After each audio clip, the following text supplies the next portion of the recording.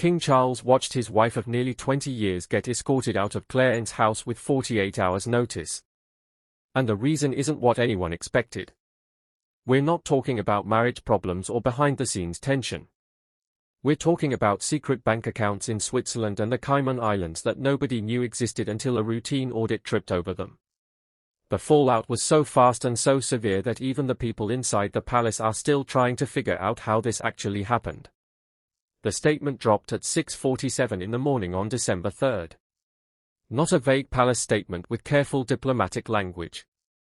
This was direct. Buckingham Palace announced that the king had formally requested parliamentary action regarding the titles and status of Camilla Parker Bowles. The statement said serious financial irregularities and undisclosed accounts had been discovered, and that continuing the Queen Consort title was no longer appropriate. That's not a separation announcement. That's an institutional severing. Now let's talk about what they actually found. Because the numbers are staggering. 3 separate accounts at banks in Geneva and Zurich, opened between 2003 and 2005, containing combined balances of approximately £3.2 million. Cayman Islands accounts, opened in 2007 shortly after Camilla's marriage to Charles, containing over £4 million. Luxembourg accounts, approximately £1.3 million, serving as a collection point for various smaller payments that were then distributed to the Swiss and Cayman accounts. Total hidden wealth, £8.5 million. The source of funds appeared to be primarily UK-based transfers, but routed through intermediate accounts that obscured their origin. And here's the detail that makes the timeline particularly damaging. Deposits had continued regularly through 2024. This wasn't old money from before the marriage that she'd forgotten about. This was ongoing activity throughout her entire time as Duchess of Cornwall and Queen Consort. Active concealment. Not passive omission. The whole thing started because of something genuinely boring. In May of 2025, Parliament passed legislation requiring enhanced financial transparency for senior royals receiving public funding. Independent audits. Full disclosure of assets. Quarterly reporting of significant transactions. Standard governance stuff. The audit firm Reynolds Partners started their comprehensive review in September. They began with the most senior figures, which meant the king first, then the Queen Consort's office. Honestly, the Queen Consort's finances were supposed to be straightforward. An allowance from the Duchy of Lancaster, some personal wealth from her previous marriage settlement. Standard household expenses. Properly documented. Nobody expected to find anything interesting. But an auditor named Sarah Mitchell noticed something odd in October. There were monthly payments going to what appeared to be a financial management firm in Luxembourg. About £5,000 per month. When Mitchell requested documentation explaining these payments, the responses came back vague. Something about estate management services. No real specificity. And if you've ever worked in auditing, you know that vague answers to specific questions are basically a signal flare.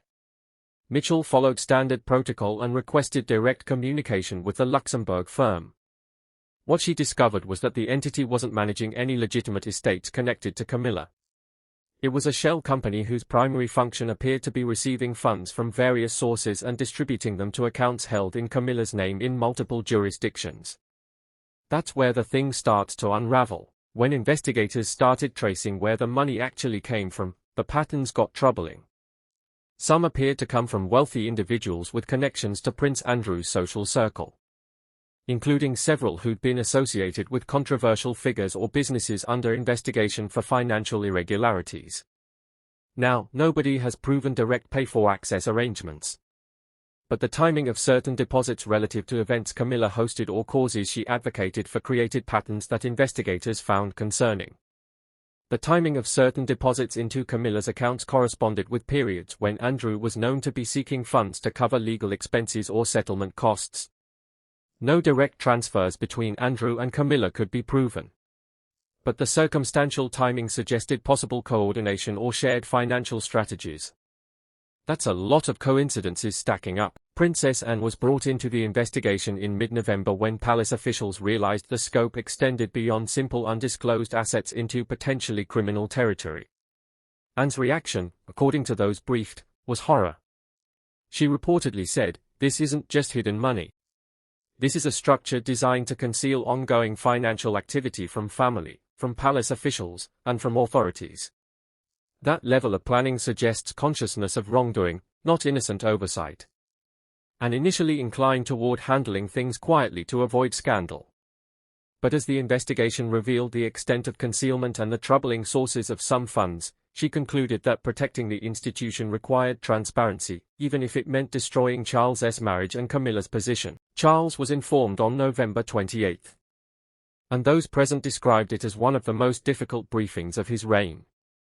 Senior advisors presented him with documentation showing the accounts, the amounts, the timeline of their creation, and the mysterious sources of funding. Charles's initial reaction was disbelief. He kept insisting there must be innocent explanations. Administrative errors. Misunderstandings. But as he reviewed the evidence, the reality became unavoidable. She'd been hiding millions from him for their entire marriage. His question to advisors was devastating in its simplicity. "She's been hiding millions from me for our entire marriage. While I've been defending her publicly, supporting her rehabilitation, trusting her completely, she's been concealing wealth I didn't know existed." The confrontation happened that same evening at Clarence House.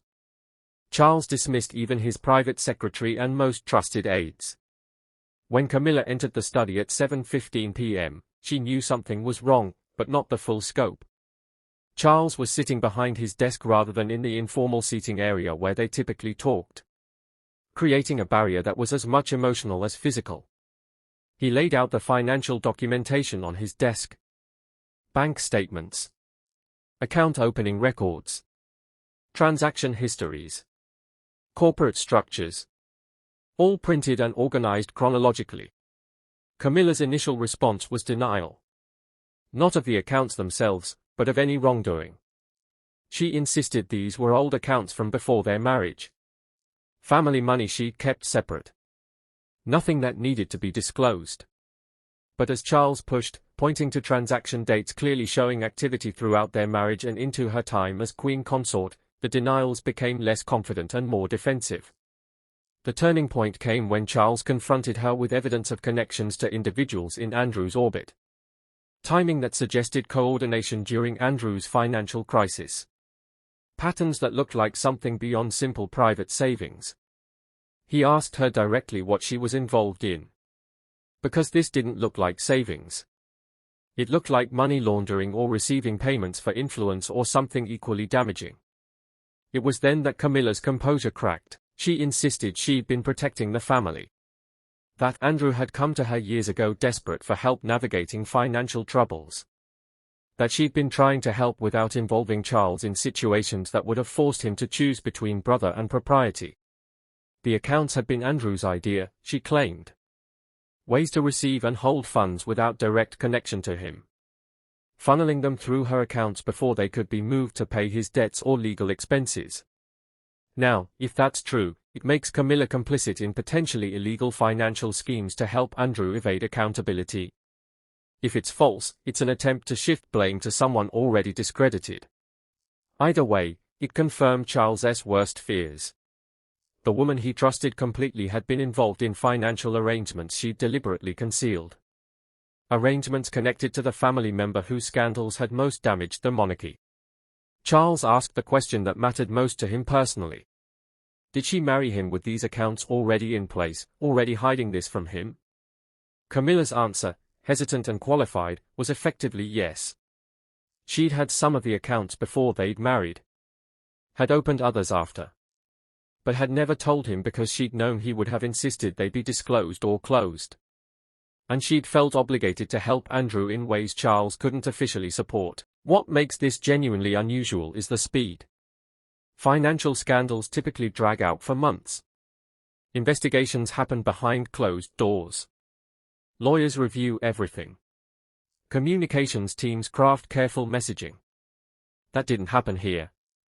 The timeline from discovery to announcement was 5 days. November 25, William briefed by legal counsel. November 28, Charles informed. November 30, emergency Privy Council session. December 1st, emergency legislation introduced to Parliament. December 2nd, legislation passed with strong majority. December 3rd, Camilla's titles stripped at 6:47 a.m. 5 days from Charles learning about these accounts to Camilla being legally stripped of titles she'd spent 2 decades earning. That's either overwhelming evidence or a level of personal fury that overrode every normal instinct towards slow management. From what we now know, it was both. The legal mechanism for removing Camilla's titles proved more complex than Charles's urgency wanted to allow. Removing royal titles required parliamentary action, Privy Council involvement, and navigation of constitutional precedent that had rarely been tested. The closest comparison was the removal of titles from German relatives during World War I. But that involved foreign royals, not a queen consort. What Charles wanted, stripping a sitting queen consort of her titles due to financial misconduct, had no direct precedent in modern royal history. The emergency Privy Council session convened on November 30. Palace Council presented the evidence of undisclosed accounts, the amounts involved, the troubling sources of some funds, and Camilla's admission of deliberate concealment. The Privy Council advised that parliamentary action to remove titles would be constitutionally proper given the circumstances presented. The legislation, drafted overnight and introduced to Parliament on December 1, authorized removal of titles of Queen Consort, Duchess of Cornwall, and all other titles and styles granted to Camilla Parker Bowles upon her marriage. The vote, held late on December 2, passed with a strong majority. The legislation received royal assent immediately. Charles signed away his wife's titles in what palace observers described as the most painful constitutional duty he'd ever performed. The public reaction split along fault lines. Older citizens expressed complicated sympathy. Many felt Charles had acted too harshly. Younger demographics, particularly those focused on accountability and transparency, supported Charles's action more strongly. They viewed the hidden millions as fundamental betrayal. The fact that Camilla had concealed substantial wealth while the nation faced economic hardship created anger that transcended sympathy for her personal situation. Camilla's children, Tom Parker Bowles and Laura Lopez, mounted a vigorous public defense. They insisted she'd been trying to help Prince Andrew navigate impossible financial situations. That her concealment had been motivated by desire to protect Charles from having to know about or participate in difficult family bailouts. The defense was heartfelt, but undermined by the sheer amounts involved and the sophisticated structures used to conceal the money. If you're just trying to help a family member, you don't need shell companies in Luxembourg and accounts in the Cayman Islands. This story was never really about a marriage, or financial irregularities, or even the Prince Andrew connection. It was about £8.5 million. It was about 20 years of hidden truth. And it was about a king who discovered that the person he trusted most had been lying to him for their entire marriage. Camilla had spent decades rebuilding her reputation, earning public acceptance through relentless service and dignity. Whatever her motivations for hiding those accounts, the revelation destroyed everything she'd built. Her rehabilitation was erased in 72 hours. Charles faced a choice no one should have to make. Protect the woman he'd spent his life defending, or protect the crown he'd sworn to serve. He chose the institution. And that choice will follow him regardless of whether it was right. Sometimes love isn't enough to overcome betrayal. Sometimes duty demands choices that break everything you thought was solid. And sometimes the price of wearing a crown is discovering that the person you trusted most had been hiding who they really were all along. Subscribe to the Meghan Markle Report for more royal investigations. Drop your thoughts below. Was Charles right to strip her titles? I read every single comment. See you in the next one.